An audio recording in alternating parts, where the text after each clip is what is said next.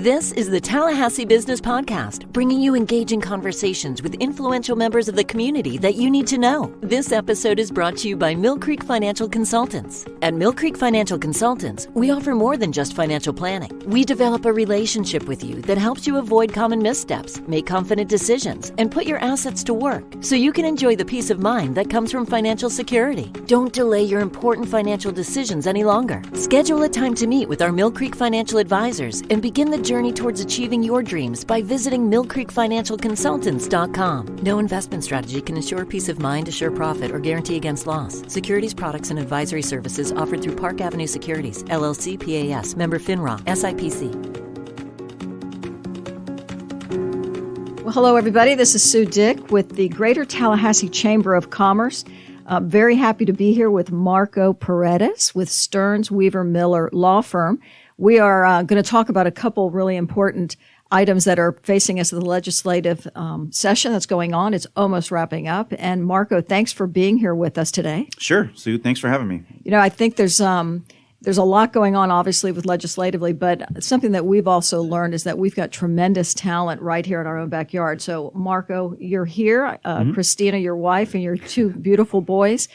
Tell us a little bit about you, because, again, we've had a chance to work closer together now in the last couple of years, and just thrilled that you're here in Tallahassee as well. So tell us a little bit about you.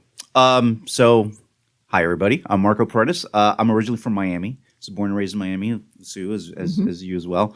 I went to school there, went to undergrad, went to University of Miami. Sorry, everybody. And then I went to law school in D.C. I went to Georgetown, came back, was working as an attorney for about a year with Miami-Dade County, and kind of took a detour into politics. Started working for a county commissioner down there as her legislative aide, and that was really my first foray. And then kind of left that role and worked for a hospital as a government affairs director. And that led me to my next position that brought me here to Tallahassee in 2006. I became the senior manager for state government affairs for Amgen Biotech Company, and they needed me to move to a state capital. So I had a whole bunch of states in the southeast that I could move to, and I'd been coming to Tallahassee, and I said, you know what, I want to change of pace. So I moved to Tallahassee in 2006, met Christina soon after, and I've been very happy and blessed to be here in Tallahassee. So, as you said, I've got two boys, Xavier and Dominic, and we, love Tallahassee. Christina working for OEV as long as she did and for the county, Tallahassee was a big part of our family. We've built a life here. We've got friends. We've got the things that we do on the weekends just like everybody else, but we just love being here in Tallahassee. What do I like to do when I'm not at the Capitol or at Stearns? So I've got two kind of big hobbies that I really do. So one is F3. So if nobody's familiar with F3, F3 stands for Fitness Fellowship and Faith. It's a men's workout group. It's free, and we meet outdoors, and we've got several different workouts here in Tallahassee that I'm a part of. I'm on the leadership team of F3. And then through F3, I kind of learned about rucking. Mm-hmm. We were talking a little about it earlier. So rucking, if no one's familiar, it's walking with a weighted backpack. So there's a company out of Jacksonville Beach called Go Ruck. They do these challenges that are led by Special Forces, ex-Special Forces soldiers. And I actually just did one in March in Fayetteville, North Carolina, called the Bragg Heavy Tough Basics. So I did a 24-hour event, which was the heavy, a 12-hour event, the tough, and then the basic, which was 4. And I did that back to back to back. So I really do enjoy the endurance of that. And I was telling Samantha earlier that I just love that it pushes me beyond, the capabilities that I thought I had. So it pushes me physically and mentally, and I bring that back to my family, and I bring that to my work. Mm-hmm. So those are probably the two things that really stand out, the things that I like to do. Well, and I think, thank you for sharing, because I think sometimes we get so busy, caught up in our day. Mm-hmm. And I think all of us, especially post-COVID, are really realizing it's just how we go through life's a little bit different. So I think you probably got some curiosity up and going. At the end of the podcast, we'll let people know how they can reach out to you on either the information you're about to share with us or finding out a little bit more about that, because it is so important. Sure. It's a work-life balance that we all need to make sure we take a moment to enjoy. Well, you touched on, and I want to also highlight, if we can, you referenced it as Stearns, so I want to make sure. Really impressive. Reggie Boudier, partner with Stearns, Weaver, Miller. past chairman of the chamber. I think there's something going on in that firm, that law firm, because so many dynamic individuals, Kelly, working in there as well. But just real briefly, talk about the law firm and the impact and really how it's grown. And it really does matter because it's a statement to the amount of work that is being done and that you're here in Tallahassee. And that's important for us. Sure, I would agree with everything you said. So I've never worked at a law firm before Stearns. My career was really more the lobbyist role, and I've worked in-house in companies, or I worked last couple of years previously for Department of Health as Legislative Affairs Director. So I had no idea what to expect at a law firm. But if I had to say what one word that describes a firm, it's collaborative. So even though I am based in Tallahassee, I work with attorneys in my Miami office, my Tampa office, Fort Lauderdale, and then just down the hall in our office here in Tallahassee. So unlike most kind of big firms that have more than one office, I collaborate with all of our attorneys, and it's all based around the client. We really service the client. A client may come in as a labor and an employment client, but while they're at Stearns, they may need help for various other practices, including the practice that I lead, government affairs. And the attorneys there are just phenomenal at making those connections and bringing us in to service the client. So we're probably now at 150 attorneys statewide. We've got 5 offices: Miami, Coral Gables, Fort Lauderdale, Tampa, and then Tallahassee. The Tallahassee office has grown since I joined. I joined in August of 2019. We had 9 attorneys. We're now currently at 25. Yeah. So even through the pandemic, our leadership let everybody know we see a lot of growth and a lot of potential even with the pandemic, and we're not going to let staff go. We're actually going to increase. So as most law firms around the state were reducing staff, we increased staff, and we had some of our best years financially during the pandemic and after. So we just continue to grow. All our offices are growing, and it's a full-service firm. We do everything from litigation, corporate, labor and employment, land development, which Reggie leads. I myself lead our government affairs practice. So my role is kind of unique in the firm. They didn't want to grow necessarily a lobbyist shop like you see at most law firms or like most lobbyist firms here. What they wanted was someone that was in-house, was comfortable being in-house, which I've done in the past, and represent the clients. So if a client needed some kind of change of state law, if they needed to connect with a state agency or the governor's office or anything like that, they just come to me, and they're already a client of the firms, and I engage on the issue that they have. So I've very much enjoyed so far my time at the firm, and as you said, it gives me an opportunity to work with you and your team here at the chamber on a lot of local issues as well. So I can't say enough about the firm, but it's an awesome firm. Well, and I think we've benefited from that. You alluded to it.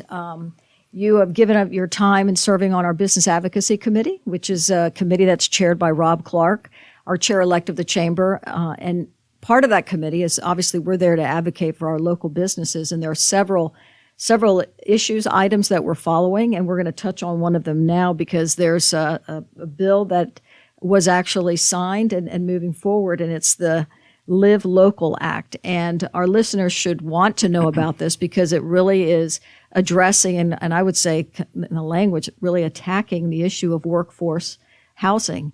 And it's something that we all, and even locally, that we're looking at with regards to what are some of the solutions for our workforce and making sure that our employees can live in the neighborhoods where they work and also make sure we're retained. So if you can, maybe just hopefully everybody will learn this terminology, the Live Local Act. Maybe just give a high-level summary as to what it is and why it's important, and then what some of the moving forward timeframes are around it. Sure. Yeah, happy to.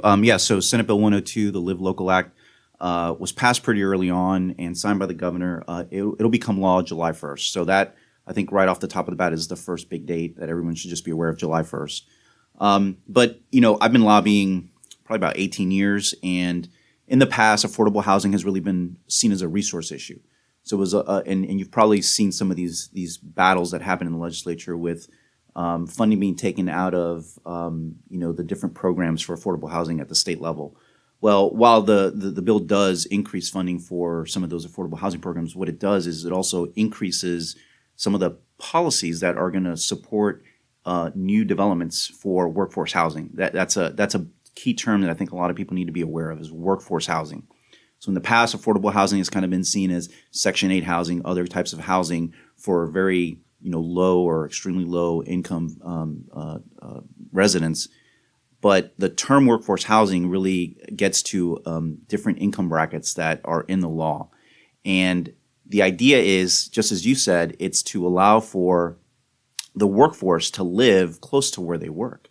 And this, I think you see this more in bigger cities where people will work in the downtown areas, but they live way, way out because that's all they can afford. So the idea is to encourage new workforce housing developments.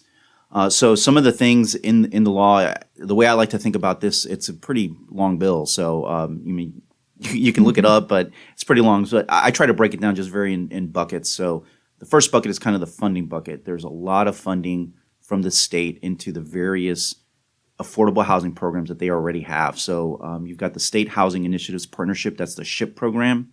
You also have the State Apartment Incentive Loan Program, the SALE program. Those are your two big affordable housing programs in the state, and there's over $500 million that's going into those programs. So again, there's been an increase almost every year to those programs, and you're getting immediately $500 million that are going into that program.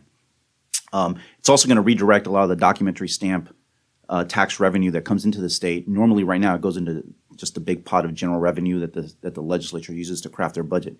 That's now going directly into the SALE program. So on top of the $500 million, SALE is getting this extra bit of funding from doc stamps revenue. And you use doc stamps when you're in real estate transactions, and there's a ton of real estate transactions in our state. There's several other incentives on the funding side. Let me move now to kind of what the private sector gets out of the bill.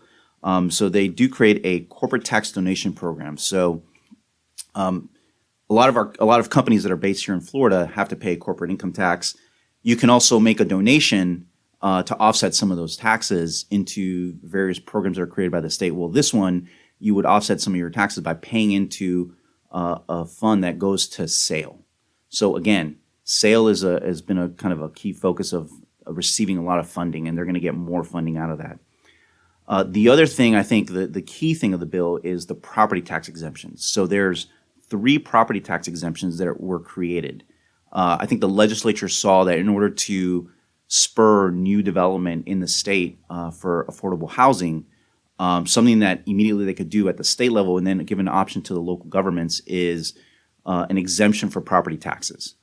Property taxes, can usually be, depending on the size of the development, a pretty hefty cost for developers and owners. And I think the legislature recognized that that's something they can do immediately. So that there's 3 that were created. The first one is for land owned by nonprofit entities. So if your nonprofits own land, there's certain requirements. They have to have a 99-year lease for the purposes of affordable housing. But if you have nonprofit entities that have land and they want to build affordable workforce housing, they will get that property tax exemption. The next one is really the big one here is the missing middle property tax exemption, and that's for new or recently constructed and rehabilitated developments. So that one has some of those income levels that I talked about earlier. So if at least 70 units of your development are for affordable housing and you're targeting those income brackets, then you would get 70 to 100% of your property tax exempted. Now, the local option one is one that I think a lot of communities around the state are going to be looking at come July 1st. So this is the local option. So this allows your municipalities and your counties to provide, again, a 75 to 100% property tax exemption for affordable workforce housing. However, it's an option. So in order for the local government to take advantage of the local option, they need to pass an ordinance. So I think there's an opportunity for the business community in the different areas in the state to be an advocate for affordable workforce housing in talking to their local governments about this specific property tax exemption.